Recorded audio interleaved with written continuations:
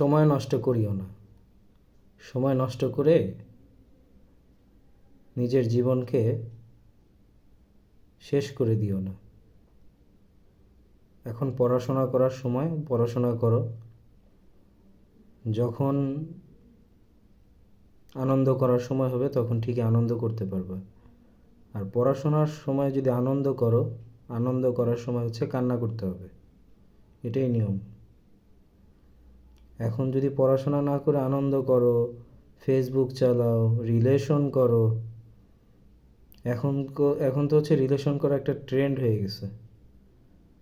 ছেলে মেয়ে এরা রিলেশন না করলে এদের লাইফটা মনে হয় যে এরা খুব নিচু মনে করে নিজেদেরকে। রিলেশন থাকা মানে হচ্ছে খুব গর্বের বিষয়।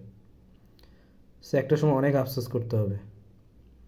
নিজেকে পবিত্র রাখো, ইনশাল্লাহ ভবিষ্যতে পবিত্র মানুষই পাবা। আর নিজেকে যদি এখন অপবিত্র করো, তিন চারজনের সাথে রিলেশন করো, তাহলে একটা সময় ভবিষ্যতে তুমি যার জীবনসঙ্গী হবে সেও দেখবা যে 10-12 জনের সাথে রিলেশন করে আসছে। সো নিজেকে এখন থেকে পরিশুদ্ধ করো। আল্লাহ রিজিকে যা আছে তাই হবে, তোমার খুঁজতে হবে না। তুমি জাস্ট পরিশ্রম করো, নিজের সর্বোচ্চটা দাও। কিভাবে পরিশ্রম করবা?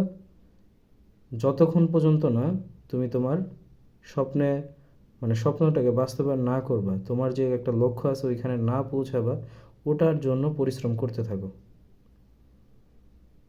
যেমন নদীতে পড়ে গেলে হচ্ছে মানুষ সাঁতার কাটে, সাঁতার কেটে যেভাবে হোক তাড়াতাড়ি তীরে চলে আসে। কেউ যদি সাঁতার না পারে সেও সাঁতার কাটতে চায়, হাবুডুবু খেয়ে হলেও কিনারায় আসতে চায়। তো তুমি ওইভাবে পরিশ্রম করো। যদি ওইভাবে পরিশ্রম করতে পারো ইনশাল্লাহ, পাশাপাশি ঠিকমতো ইবাদত করো, 5 ওয়াক্ত নামাজ পড়ো, নিজেকে পরিশুদ্ধ রাখো, ইনশাল্লাহ তোমার ভবিষ্যৎ জীবনটা অনেক সুন্দর হবে।